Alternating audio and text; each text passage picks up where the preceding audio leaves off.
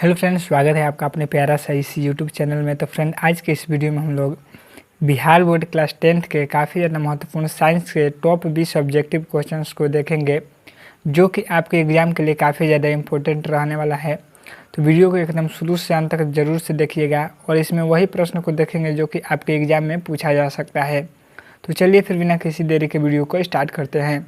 और आप लोग कमेंट कर अंत में बताइएगा कि आपका 20 में से कितना प्रश्न सही हुआ।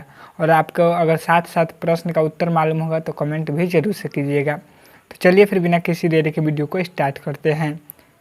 तो देखिए, यहाँ पर पहला नंबर प्रश्न में पूछा गया है कि पाइरूवेट के विखंडन से कार्बन डाइऑक्साइड जल तथा ऊर्जा देता है और यह क्रिया होती है। यानी जब पाइरूवेट का विखंडन होता है तो उसमें जो है कार्बन डाइऑक्साइड जल और ऊर्जा देता है। तो यह जो है क्रिया कहाँ होती है? तो यह क्रिया जो है माइटोकॉन्ड्रिया में होती है। तो ऑप्शन यहाँ पर बी बिल्कुल सही उत्तर हो जाएगा। क्या हो जाएगा फ्रेंड? ऑप्शन नंबर बी बिल्कुल सही उत्तर हो जाएगा। अगला प्रश्न देखते हैं। यहाँ पे देखिए 2 नंबर प्रश्न है कि निम्न में कौन सा पदार्थ लेंस बनाने के लिए प्रयुक्त नहीं किया जा सकता है? यानी इन 4 ऑप्शनों में से किस पदार्थ को लेंस बनाने में उपयोग नहीं किया जा सकता है? तो लेंस बनाने में जल का उपयोग किया जाता है, कांच का उपयोग किया जाता है, प्लास्टिक का उपयोग किया जाता है, लेकिन लेंस बनाने में मिट्टी का कोई उपयोग नहीं किया जाता है। तो इसका ऑप्शन नंबर डी बिल्कुल सही उत्तर हो जाएगा। अगला प्रश्न देखते हैं। यहाँ पर देखिए 3 नंबर प्रश्न में पूछा गया है। 3 नंबर प्रश्न है कि किसी बिंब का वास्तविक प्रतिबिंब समान आकार का प्राप्त करने हेतु बिंब को उत्तल लेंस के सामने कहाँ रखें? यानी कोई किसी बिंब का वास्तविक प्रतिबिंब प्राप्त करना है और कैसा होना चाहिए? तो समान आकार का होना चाहिए। तो उस स्थिति में बिंब को जो है उत्तल लेंस के सामने कहाँ रखना चाहिए? तो फोकस पर रखना चाहिए। तो ऑप्शन यहाँ पर ए बिल्कुल सही उत्तर हो जाएगा। अगला प्रश्न देख लेते हैं। यहाँ पर देखिए 5, ठीक है। यहाँ पर देखिए 4 नंबर प्रश्न है कि सामान्य दृष्टि से वयस्क के लिए सुस्पष्ट दर्शन की अल्पतम दूरी लगभग कितनी होती है? यानी किसी भी स्वस्थ व्यक्ति को देखने के लिए कम से कम कितनी दूरी होनी चाहिए? तो कम से कम 25 सेंटीमीटर, यानी 25 सेंटीमीटर कम से कम दूरी होनी चाहिए, जिससे कि कोई भी व्यक्ति किसी भी वस्तु को अच्छे से देख सके। अगला प्रश्न देख लेते हैं। यहाँ पे देखिए 5वां नंबर प्रश्न है कि लोहे की परमाणु संख्या कितनी है? तो लोहे की परमाणु संख्या 26 होती है। तो ऑप्शन यहाँ पर बी बिल्कुल सही उत्तर हो जाएगा। और लोहे का संकेत क्या होता है? तो लोहे का संकेत होता है Fe। तो इसको भी आप लोगों को ध्यान रखना है।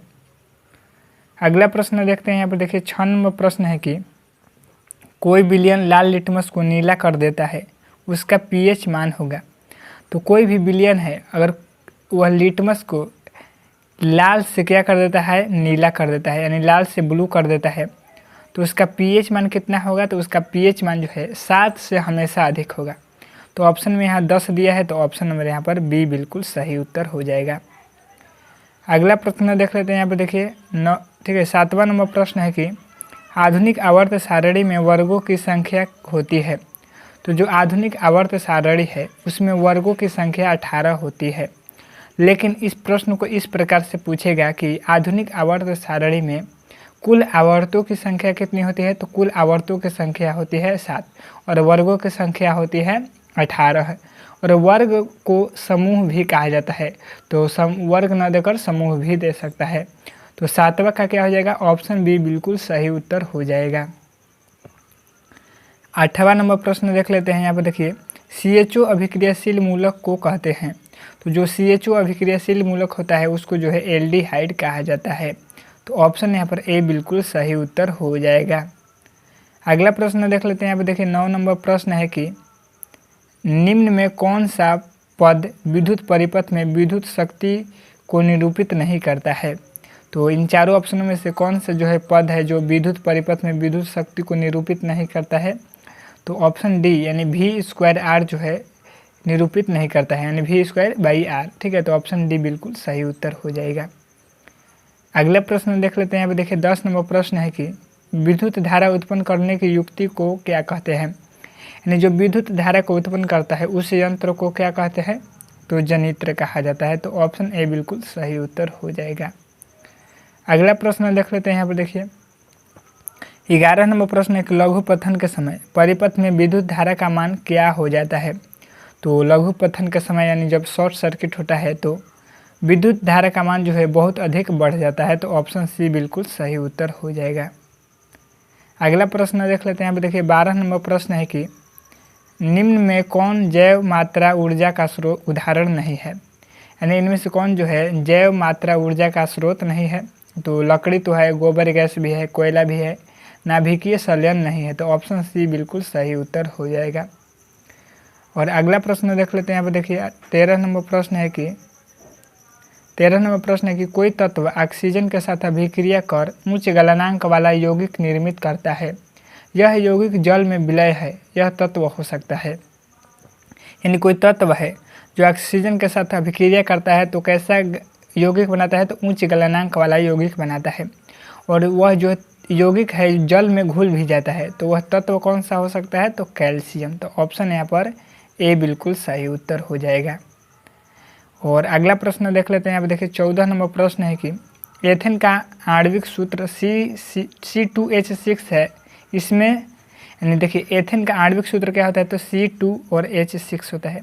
तो इसमें जो है कितने सहसंयोजक बंधन है। तो यहाँ पर ऑप्शन बी बिल्कुल सही उत्तर हो जाएगा, यानी 7 सहसंयोजक बंधक होते हैं। अगला प्रश्न यहाँ पर देख लेते हैं। देखिए अगला प्रश्न क्या पूछा है। 15 नंबर प्रश्न है कि ओजोन के अणु में ऑक्सीजन के परमाणुओं की संख्या होती है। तो जो ओजोन का अणु होता है, तो ओजोन का पहले तो सूत्र आप लोगों को पता होना चाहिए, O3 होता है।